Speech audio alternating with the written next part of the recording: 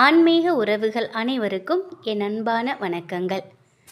கார்த்திகை தீப வரலாறும் அதனுடைய தேதி, நேரம், தீபம் ஏற்றும் முறை, எத்தனை தீபம் ஏற்ற வேண்டும், தீபம் ஏற்றும் இடங்கள், இப்படி கார்த்திகை தீபத்தை பற்றி அனைத்து விதமான பல விஷயங்களை இந்த பதிவில் நம்ம பார்க்கலாம். தீப ஒளி அப்படின்னாலே நம்ம மனசில் உள்ள இருளை நீக்கி வெளிச்சத்தை கொடுப்பது தான். இது நம்ம எல்லாருக்கும் தெரிந்த ஒரு விஷயம். ஆனால் கார்த்திகை தீபம் கொண்டாடப்படும் இந்த தினத்திற்கு பல புராண கதைகள் இருக்குது.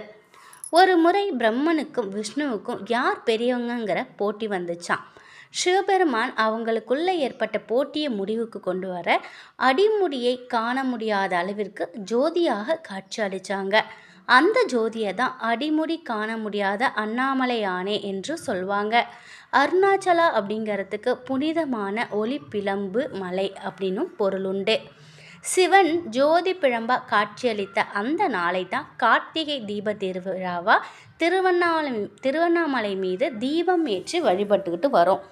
இதனால் அகங்காரம், பொறாமை, ஆணவம், இந்த தீமைகள் எல்லாமே நீங்கும் அப்படிங்கிறது ஐதீகம். இந்த கார்த்திகை திருநாளுக்கு இன்னொரு புராண கதையும் இருக்குது. முன்னொரு காலத்தில் ஒரு ராஜாவிற்கு ஒரு மகள் இருந்தாங்களாம். அவங்களுக்கு உடன் பிறந்த சகோதரர்கள் யாருமே இல்லையா. தன் அரண்மனையில் இருந்த யானை ஒன்றை ஆசையோடு வளர்த்து வந்திருக்காங்க. தன் திருமணத்துக்கு அப்புறம் யானையை பிரிய வேண்டிய ஒரு நிலை வந்திருக்கு. தன் சகோதரனை பிரிந்த மன வருத்தத்தை இதனால் அவங்க அடைஞ்சிருக்காங்க. இதன் மூலம் கஜவிளக்கு ஏற்றும் பழக்கம் வந்துச்சு. இதன் காரணமாக அந்த பெண் யானை வாழ, அரசன் வாழ, பிறந்த வீடு நன்றாக இருக்க கார்த்திகை மாதத்தில் கார்த்திகை திதியில் விளக்கேற்றியதாகவும் சொல்லப்படுது. இதன்படி நம்ம வீடும் நம்ம குடும்பத்தை சார்ந்தவர்களும் நன்றாக வாழணுங்கிறதுக்காக இந்த வழிபாடு கடைபிடிக்கப்படுது. இந்த கார்த்திகை தீபம் ஒளியின் ரூபம் சிவனுக்கும், அக்னியின் உருவமான முருகனுக்கும், காக்கும் கடவுளான விஷ்ணுவுக்கும் ஏற்றப்படுது. கார்த்திகை தீபத்தன்று திருவண்ணாமலையில் தீபம் ஏற்றியதுக்கு அப்புறம் நம் வீடுகளில் தீபம் ஏற்றப்பட வேண்டும். கார்த்திகை தீபத்தின் முதல் நாள் பரணி தீபம் ஏற்ற வேண்டும். 2வது நாள் கார்த்திகை தீப திருவிழா கொண்டாடப்படுது. 3வது நாள் கொல்லைப்புறம், குப்பை தொட்டி, மாட்டுக்கொட்டகை இதில் அகல் விளக்கு ஏற்றும் பாரம்பரிய வழக்கம் வந்தது. திருவண்ணாமலை தீபத்தன்று மலையை பார்த்து நமக்ஷிவாயா என்ற மந்திரத்தை சொன்னால் அந்த மந்திரத்தை 3 கோடி முறை உச்சரித்த புண்ணியத்தை நம்ம பெறலாம். இந்த திருநாளில் திருவண்ணாமலையை 5 முறை கிரிவலம் வந்தோம் அப்படின்னா நம்ம எவ்வளோ பெரிய பாவங்கள் செஞ்சிருந்தாலும் அதிலிருந்து முழுமையாக விமோச்சனம் நமக்கு கிடைக்கும் அப்படின்னும் சொல்லப்பட்டிருக்கு. மலையின் மீது தீபம் ஏற்றும் பொழுது தீபமங்கல ஜோதி நமோ நம, தூய அம்பல லீலா நமோ நம, தேவ குஞ்சரி பாகா நமோ நம, அருள் தாராய் என்ற பாடலை நம்ம உச்சரித்தோம் அப்படின்னா நம்ம வாழ்க்கையில் சகல சௌபாக்கியங்களையும் பெறலாம். இந்த திருவண்ணாமலை தீபத்தை பார்ப்பதற்காக சித்தர்கள் வருவார்கள் அப்படிங்கிறதும் நம்பிக்கை. அப்படி அவங்க வரும்பொழுது மலையின் உச்சியில் தீபம் ஏற்றும் நெய்யில் சக்தி வாய்ந்த மூலிகை தைலங்களை சேர்த்து விடுவதாகவும் சொல்லப்படுது. இதனால் அந்த தீபத்திலிருந்து வெளிவரும் புகை தீய சக்திகளையும் நம்ம உடம்பில் உள்ள நோய்களையும் அழிக்கப்படுவதாக சொல்லப்படுது. இந்த நாளில் மலை மேலே தீபம் காண முடியாதவங்க தீபம் ஏற்றப்படும் நேரத்தில் ஈசனை மனசார நினைச்சு பூஜை செய்தாலும் அதற்குரிய பலன்களை நம்ம பெறலாம் அப்படிங்கிறது முன்னோர்களின் வாக்கு. கார்த்திகை தீப திருவிழா 13/12/2024 கார்த்திகை 28ஆம் தேதி வெள்ளிக்கிழமை அன்று திரையோதசி, அதாவது அன்று பிரதோஷமும் இருக்குது. அந்த நாள் ரொம்ப ரொம்ப விசேஷமான நாளில் இந்த திருக்கார்த்திகை தீபம் வருது. நம்ம வீட்டில் 27 விளக்குகள் ஏற்றுவது ஐதீகம். 27 விளக்குகள் ஏற்றணும் அப்படின்னா சகல சௌபாக்கியங்களும் நமக்கு கிடைக்கும். தீப திருநாளில் தீபம் ஏற்றி வழிபட நம் இல்லத்தில் அன்னை மகாலட்சுமி தாயார் குடியேறுவாங்கங்கிறது நிச்சயம். நம்முடைய வீட்டில் எங்கெங்கே தீபம் ஏற்ற வேண்டும், எந்த திசை பார்த்து தீபம் ஏற்ற வேண்டும் அப்படிங்கிறதையும் பார்த்துடலாம். திருவண்ணாமலையில் மலை மீது மகாதீபம் ஏற்றியவுடன் அனைவரும் நமது வீடுகளில் தீபங்களை ஏற்றலாம். தீப ஒளி தீய சிந்தனைகள் ஏற்படா வண்ணம் தடுக்கும்.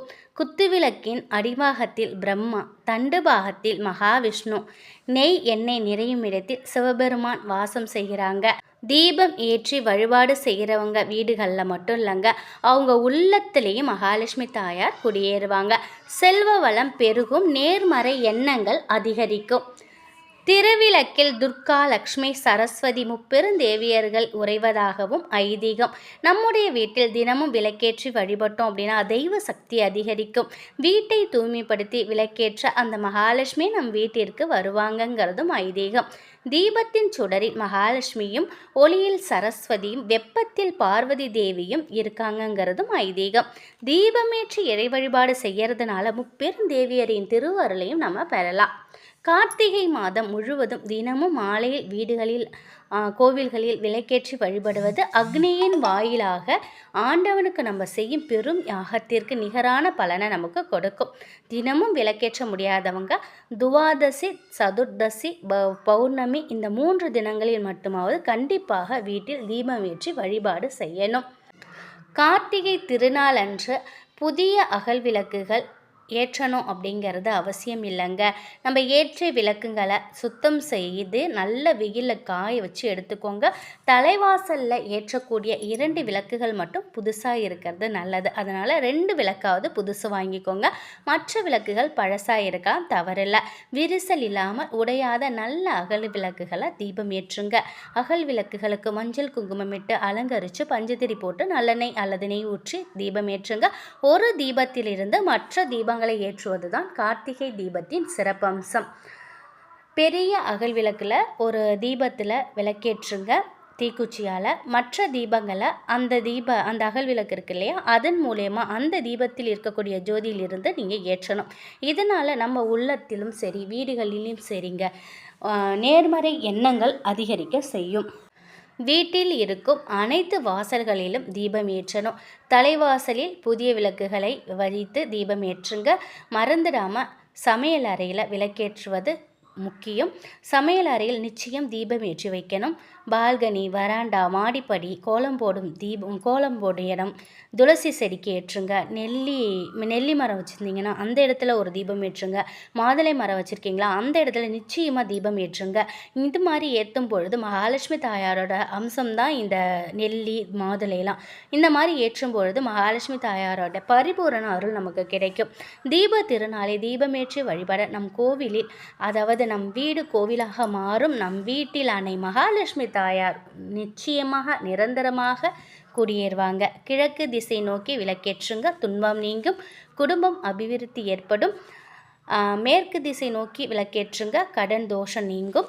வடக்கு திசை நோக்கி தீபம் ஏற்றுங்க, திருமண தடை அகலும். தெற்கு திசை மட்டும் நீங்கள் விளக்கேற்றாதீங்க. தெற்கு திசை நோக்கி மறைந்த முன்னோர்களுக்கு தான் விளக்கேற்றுவாங்க. வீட்டில் ஒருபோது தெற்கு திசை நோக்கி விளக்கேற்றக்கூடாது. அப்படி ஏற்றினா மரண பயம் ஏற்படும்.